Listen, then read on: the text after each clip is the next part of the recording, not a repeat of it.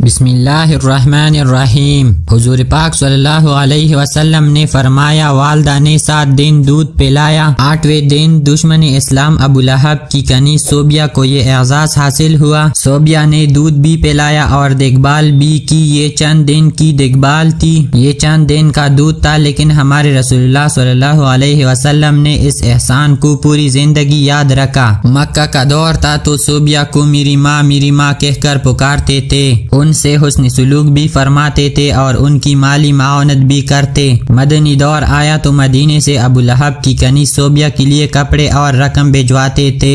حضرت حلیمہ سعدیہ رضی ماں تھی، یہ ملاقات کے لیے آئے، دیکھا تو اٹھ کھڑے ہوئے اور میری ماں پکارتے ہوئے ان کی طرف دوڑ پڑے۔ وہ قریب آئی تو اپنی چادر اتار کر زمین پر بچھا دی، جس سے ہم کائنات کی قیمتی ترین متاع سمجھتے ہیں۔ اپنی رضی ماں کو اس پر بیٹھایا، غور سے ان کی بات سنی اور ان کی تمام حاجتیں پوری فرما دی۔ یہ بھی ذہن میں رہے، حضرت حلیمہ سعدیہ رضی اللہ تعالی عنہا نے اسلام قبول نہیں کیا تھا، وہ اپنے پرانے مذہب پر قائم رہی تھی۔ فتح مکہ کے وقت حضرت حلیمہ کی بہن خدمت میں حاضر ہوئی، ماں کے بارے میں پوچھا، بتایا گیا کہ وہ انتقال فرما چکی ہے۔ رسول اللہ صلی اللہ علیہ وسلم کی آنکھوں میں آنسو آ گئے، روتے جاتے تھے اور حضرت حلیمہ کو یاد کرتے جاتے تھے۔ رضائی حالہ کو لباس، سواری اور 100 درہم عنایت کیے۔ رضائی بہن شیمہ غزوہ حنین کی قیدیوں میں شریک تھی، پتہ چلا تو انہیں بلایا، اپنی چادر بچھا کر بٹھایا، اپنے ہاں قیام کی دعوت دی۔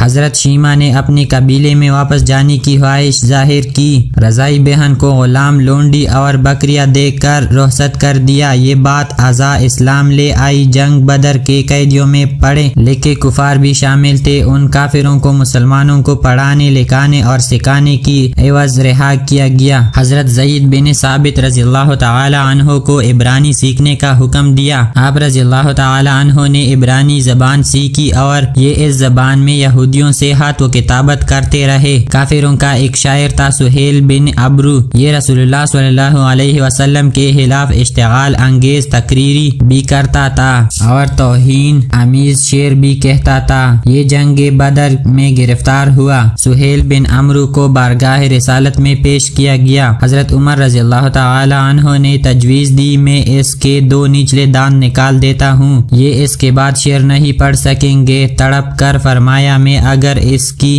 عذاب بگاڑوں گا تو اللہ میری عذاب بگاڑ دے گا۔ سہیل بن عمرو نے نرمی کا دریا بہتے دیکھا تو عرض کیا، مجھے فدیے کے بغیر رہا کر دیا جائے گا۔ اس سے پوچھا گیا، کیوں؟ سہیل بن عمرو نے جواب دیا، میری 5 بیٹیاں ہیں، میرے علاوہ ان کا کوئی سہارا نہیں۔ رحمت للعالمین صلی اللہ علیہ وسلم کی غیرت میں گوارا نہ کیا، یہ 5 بچیوں کے کفیل کو قید میں رکھے یا پھر اس کے 2 دانت توڑ دے۔ غزوہ خندق کا واقعہ ملاحظہ کیجئے۔ عمر بن عبدود مشرک بھی تھا، ظالم بھی، اور کفار کی طرف سے مدینے پر حملہ آور تھے۔ جنگ کے دوران عمر بن عبدود مارا گیا، اس کی لاش تڑپ کر خندق میں گر گئی۔ کفار اس کی لاش نکالنا چاہتے تھے، لیکن انہیں خطرہ تھا مسلمان ان پر تیر برسا دیں گے۔ کفار نے اپنا سفیر بھجوایا، سفیر نے لاش نکالنے کی عوض 10,000 دینار دینے کی پیشکش کی۔ رحمت للعالمین صلی اللہ علیہ وسلم نے فرمایا، میں مردہ فروش نہیں ہوں، ہم لاشوں کا سودا نہیں کرتے،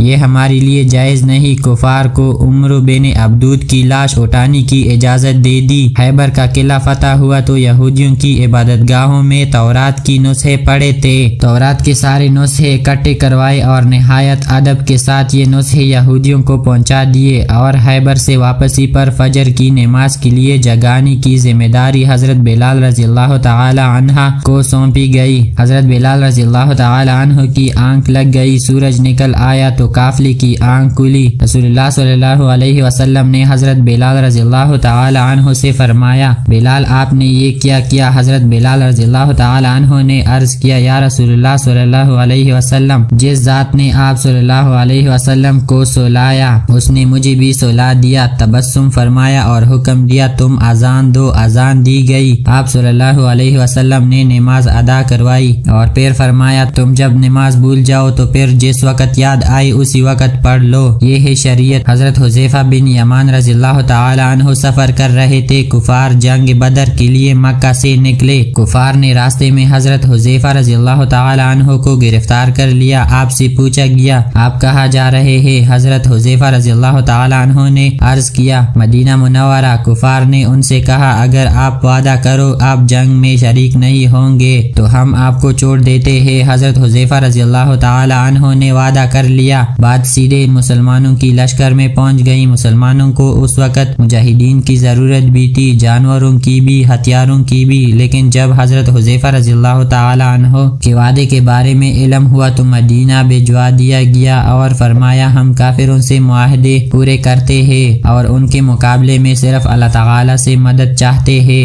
نجران کے عیسائیوں کا 14 رکنی وفد مدینہ منورہ آیا۔ رسول اللہ صلی اللہ علیہ وسلم نے عیسائی پادریوں کو نہ صرف ان کی روایتی لباس میں قبول فرمایا بلکہ انہیں مسجد نبوی میں بھی ٹھہرایا اور ان کو ان کے عقیدے کے مطابق عبادت کرنے کی اجازت بھی دی۔ یہ عیسائی وفد جتنا عرصہ مدینہ منورہ میں رہا یہ مسجد نبوی صلی اللہ علیہ وسلم میں مقیم رہا اور مشرق کی طرف منہ کر کے عبادت کرتا رہا۔ حضرت سعد بن عبادہ رضی اللہ تعالی عنہ نے فتح مکہ کے وقت مدنی ریاست کا جھنڈا اٹھا رکھا تھا۔ یہ مکہ میں داخل ہوتے وقت جذباتی ہو گئے اور انہوں نے حضرت ابو سفیان رضی اللہ تعالی عنہ سے فرمایا آج لڑائی کا دن ہے، آج کفار سے جی بھر کے انتقام لیا جائے گا۔ رحمت للعالمین صلی اللہ علیہ وسلم نے سنا تو ناراض ہو گئے، ان کے ہاتھ سے جھنڈا لیا، ان کے بیٹے قیس رضی اللہ تعالی عنہ کے سپرد کیا اور فرمایا نہیں آج لڑائی نہیں، رحمت اور معاف کرنے کا دن ہے۔ مدینے میں تھے تو مکہ میں قحط پڑ گیا۔ مدینہ سے رقم جمع کی، خوراک اور کپڑے اکٹھے کیے اور یہ سامان مکہ بھجوایا اور ساتھ ہی اپنے اتحادی قبائل کو ہدایت دی مکہ کے لوگوں پر برا وقت ہے، آپ لوگ ان سے تجارت ختم نہ کرے۔ مدینہ کے یہودی اکثر مسلمانوں سے یہ بحث چھیڑ دیتے تھے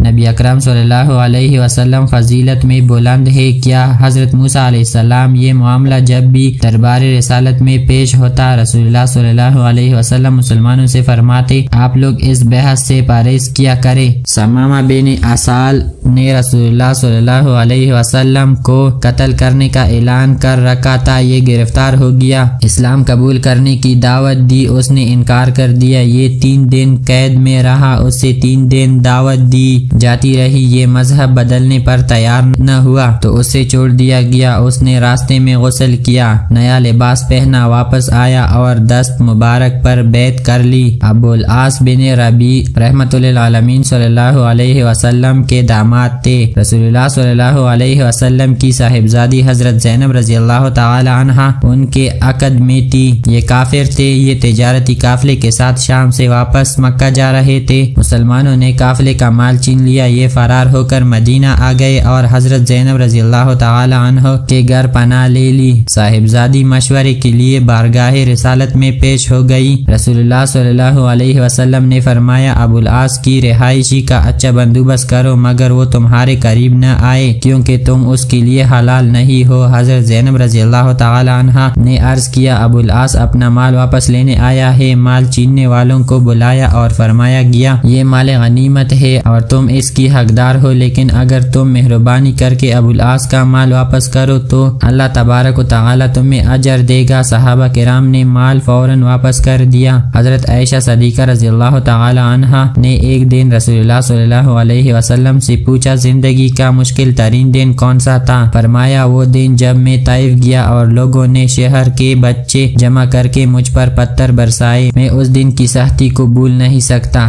دوستو اگر ویڈیو پسند آئی ہو تو ویڈیو کو لائک کرو اور ایسی مزید اسلامی ویڈیوز دیکھنے کے لیے ہمارے چینل کو سبسکرائب